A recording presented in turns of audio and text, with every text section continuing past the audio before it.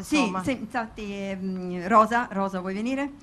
Buonasera a tutti, volevo dire solo una cosa, ecco, io sono contenta di essere qui, mi avvicino.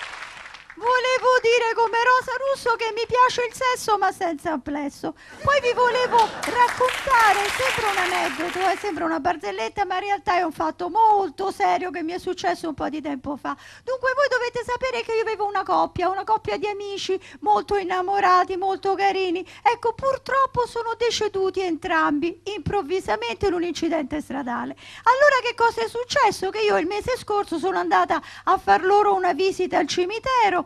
E che cosa vedo? Ve la faccio breve. Vedo che sulla tomba di lei lui aveva fatto scrivere: qui giace mia moglie, come sempre fredda. Allora ho detto, beh, fammi vedere che cosa ha scritto lui sulla tomba, anzi lei sulla tomba di lui. E c'era scritto, signori, e questo è vero, effettivamente è una cosa verissima, sembra una barzelletta, ma è vero, c'era scritto: qui giace mio marito, finalmente rigido. Ecco, io a quel punto ho avuto un colpo, perdonatemi, ma un colpo vero. Comunque vi voglio lasciare perché qui c'è un'altra persona che preme per passare, per dire la sua, ed è una giornalista molto simpatica, affascinante, ecco, una che ha fatto anche l'Isola dei Famosi. Rosanna, vuoi dire qualcosa? Buonasera, sono Rosanna Cancellieri. Io volevo dire che rivoglio... Grazie. Io rivoglio le mie pinne rosa. Ecco, io sono stata all'Isola dei Famosi e ho conosciuto Kabir Bedi. Kabir Bedi è un uomo fantastico, carino, gentile, eccezionale. Vero Stefania? L'hai conosciuto anche te? Ecco, innamorata, ma lui non mi si infilava di pezza. E allora ecco, io l'ho lasciato. Comunque io rivoglio le mie pinne rosa perché forse me le avrà prese quella squinternata di Anna Laura Ribas, si chiama così, vero? O Antonella Elia. E comunque adesso vi lascio un grosso bacio, un grosso abbraccio da Rosanna Cancellieri e una parola da Loredana Bertè, che è venuta a raccontarci due cosette che le sono successe.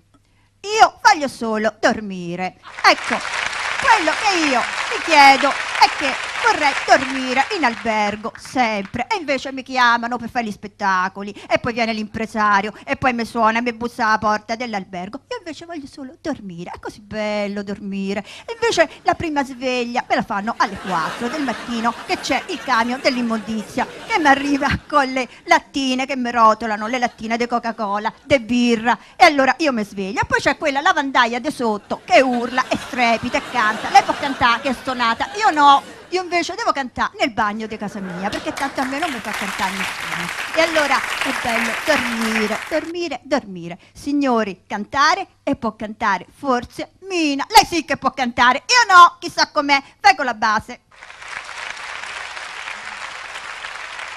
Se c'è.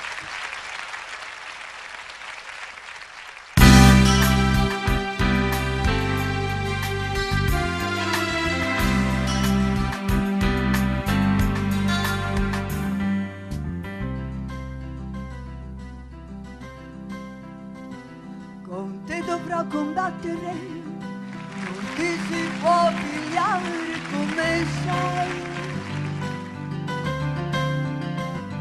I tuoi difetti sono talmente tanti che nemmeno tu li sai.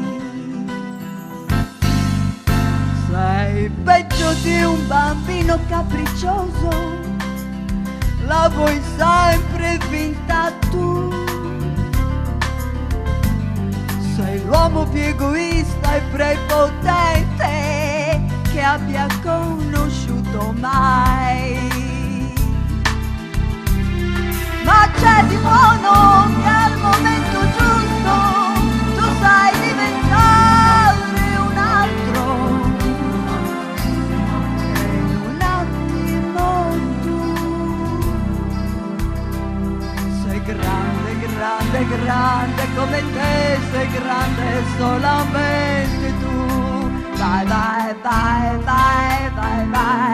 ti odio, poi ti amo, poi ti amo, poi ti odio e poi ti amo.